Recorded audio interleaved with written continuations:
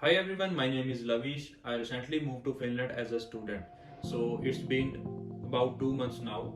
So in this short time, I have got a lot of experience. Through this channel, I want to share my whole experience with you. So if you are moving to Finland for studies, the first challenge is opening a bank account. Without it, you can't get salary, pay bills, even you can't register for some services. So here I will tell you all the process step by step how to open a bank account. So let's get started.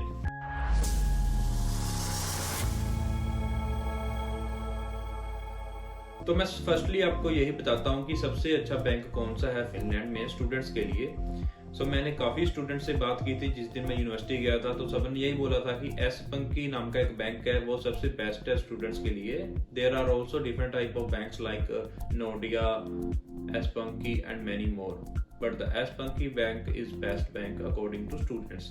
मैंने भी S Pankki bank में ही अपना account open करवाया। जब भी Finland आओगे तो S Pankki bank में ही अपना अकाउंट ओपन करवाना, मेरे अकॉर्डिंग भी वो काफी अच्छा बैंक है।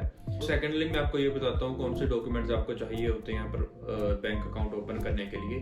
मैंने जो पहले 2 वीडियोस अपलोड की हैं उसमें मैंने बताया था कि आपको जब भी आप फिनलैंड आओगे तो सबसे पहले आपको डीवीवी करवानी होती है और सेकेंडली आपको पुलिस वेरिफिकेशन करवानी पड़ती है। तो ये वाले जो 2 डॉक्यूमेंट होते हैं दोनों चाहिए होते हैं बैंक अकाउंट ओपन करने के लिए।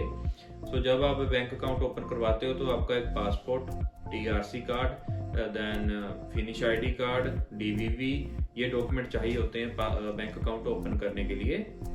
जिस बैंक में आपको बैंक अकाउंट ओपन करवाना है उस बैंक की साइट पे जाके आपको अपॉइंटमेंट बुक करनी पड़ती है, बिकॉज आप डायरेक्टली वॉक इन करके जाओगे तो समटाइम वो बैंक ओपन कर देते हैं, बट अदरवाइज वो आपको यही बोलेंगे कि आप अपॉइंटमेंट बुक करवा के आओ, बिकॉज वहाँ पे बहुत ज़्यादा रश होता है स्टूडेंट्स का। प्रेफर मैं यही करूँगा कि आप पहले से ही अपनी अपॉइंटमेंट बुक करवा लेना। जिस दिन आपकी अपॉइंटमेंट होगी आपको बैंक जाना पड़ेगा।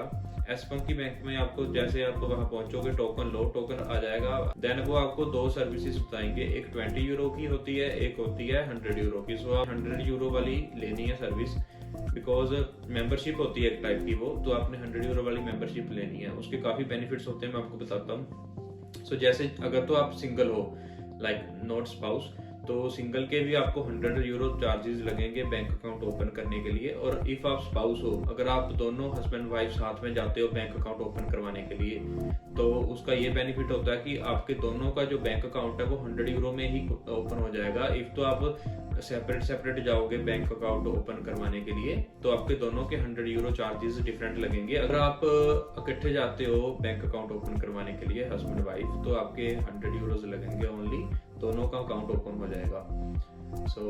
मेरे अकॉर्डिंग तो बेस्ट है साथ में जाना।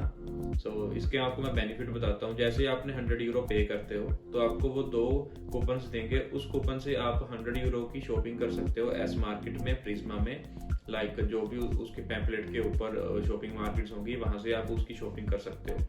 आफ्टर दैट जब भी आप इस अकाउंट को बंद करवाओगे तो आपका ये जो 100 यूरो है वापस आपके अकाउंट में आ जाएगा। बेनिफिट ही आप 100 यूरो की शॉपिंग भी कर सकते हो और आप वही 100 यूरो आपके बैंक अकाउंट में वापस भी आ जाएगा जब आप ये बैंक बंद करवाओगे।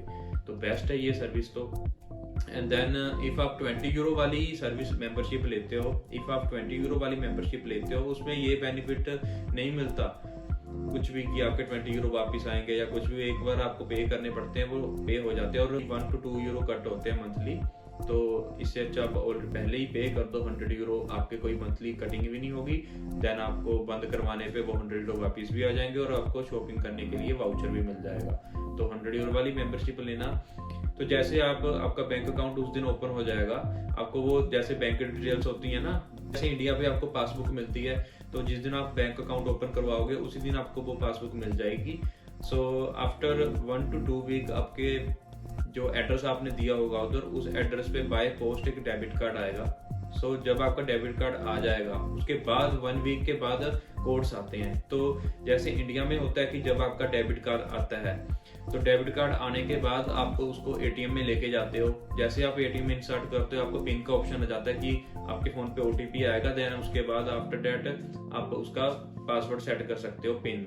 तो यहाँ पे ऐसा नहीं होता फिनलैंड में। जिस दिन आपका डेबिट कार्ड आ जाएगा, डेबिट कार्ड के 1 वीक बाद आपको एक कोड वाली प्रॉपर एक पैम्पलेट आएगी, उस पैम्पलेट को सोल्व करना होता है। उसमें काफी कोड्स होते हैं, वो आपको मैं एक डिफरेंट वीडियो में बताऊंगा, बट बता तो नहीं सकते, देखूंगा अगर मैं ट्राई करूंगा। तो उसमें जैसे पैम्पलेट में कोड्स होते हैं उसको सॉल्व करना होता है, तो आपका एक पिन एक्टिवेट हो जाएगा।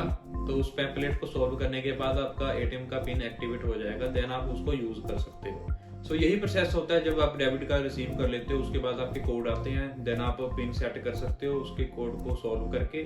सो आपका बैंक अकाउंट ओपन हो गया, तो फाइनली आप यूज कर सकते हो आपकी ऑनलाइन बैंकिंग। सो मेनली बात ये है कि फिनलैंड में आप बिना बैंक अकाउंट के कोई भी सर्विस आप यूज नहीं कर सकते।